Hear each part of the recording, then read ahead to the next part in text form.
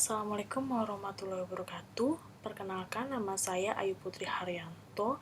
Di sini saya ingin mempresentasikan mata kuliah pengembangan sistem informasi.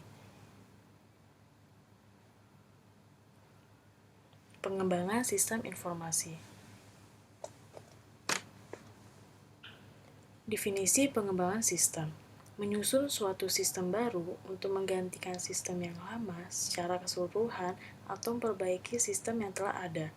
Pertama, metodologi. Kesatuan metode-metode, prosedur-prosedur, konsep-konsep pekerjaan, aturan-aturan yang digunakan oleh suatu ilmu pengetahuan, seni atau disiplin yang lainnya. Kedua, metode adalah suatu cara teknik yang sistematik untuk mengerjakan sesuatu. Perlunya pengembangan sistem. Adanya persoalan yang timbul, ketidakberesan, pertumbuhan organisasi dan lingkungannya. Untuk meraih kesempatan, dipandang perlunya sebuah teknologi informasi untuk meningkatkan penyedia informasi yang lebih baik. Adanya instruksi-instruksi baik sifatnya internal organisasi dengan adanya kebijakan tertentu maupun sifatnya eksternal, misalnya adanya kebijakan perintah, pasar, dan sebagainya. Prinsip-prinsip pengembangan sistem. Pertama, libatkan para pengguna sistem.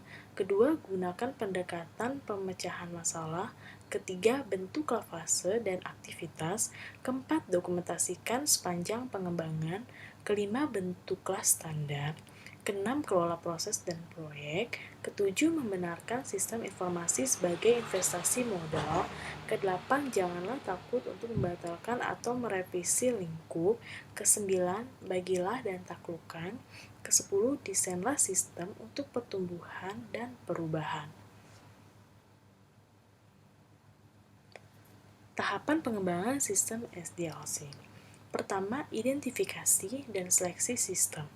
Kedua, inisiasi dan perencanaan sistem. Ketiga, analisis sistem. Keempat, desain sistem. Kelima, implementasi sistem. Keenam, perawatan sistem.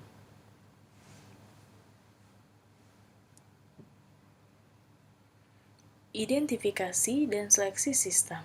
Pertama, mengidentifikasi sistem yang potensial. Kedua, melakukan klasifikasi dan meranking sistem. Ketiga, memilih sistem untuk dikembangkan. Inisiasi dan perencanaan sistem. Membuat perencanaan jadwal pelaksanaan proyek untuk menjalankan rencana kerja yang akan dikerjakan, durasi yang diperlukan masing-masing tahap, sumber daya manusia, perangkat lunak, perangkat keras, maupun finansial diestimasi.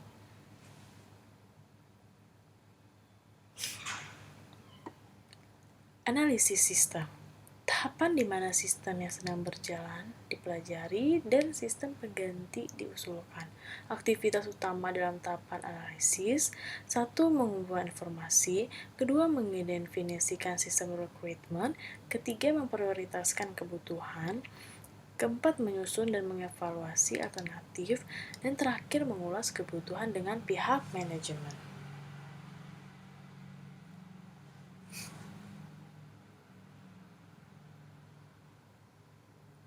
Desain sistem.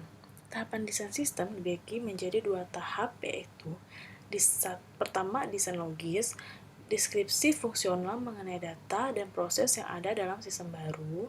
Deskripsi yang detail dari spesifikasi sistem meliputi: 1. Input, data apa saja yang menjadi input. Kedua, ada output, informasi apa saja menjadi output. Ketiga, prosedur apa saja yang harus dieksekusi untuk mengubah input menjadi output. Kedua, ada desain fisik. 1. Deskripsi teknis mengenai pilihan teknologi perangkat lunak dan perangkat keras yang digunakan. Kedua, ada deskripsi yang detail dan spesifik sistem meliputi ada modul program, file sistem jaringan, dan sistem perangkat lunak.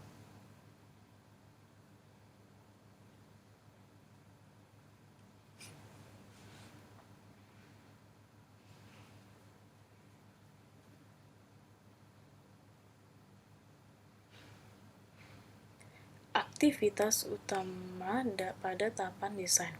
1. Merancang dan mengintegrasikan jaringan. 2. Merancang arsitektur aplikasi. 3. Mendesain antarmuka pengguna. 4. Mendesain sistem antarmuka. 5. Mendesain dan mengintegrasikan database. 6. Membuat prototype untuk detail dari desain. Dan terakhir, mendesain mengintegrasikan kendali sistem. Implementasi sistem ada testing dan instalasi.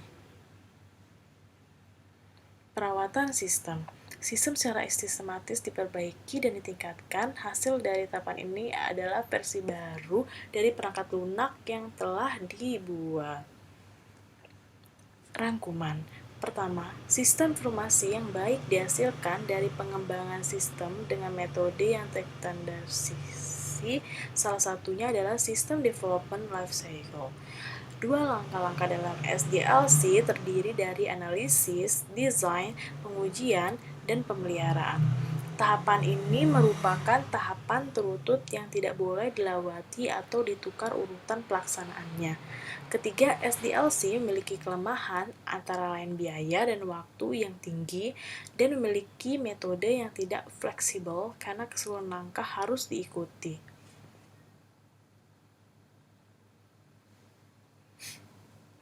Terima kasih. Bila ada kata-kata yang salah di presentasi ini, minta maaf. Saya ucapkan Assalamualaikum warahmatullahi wabarakatuh. Terima kasih.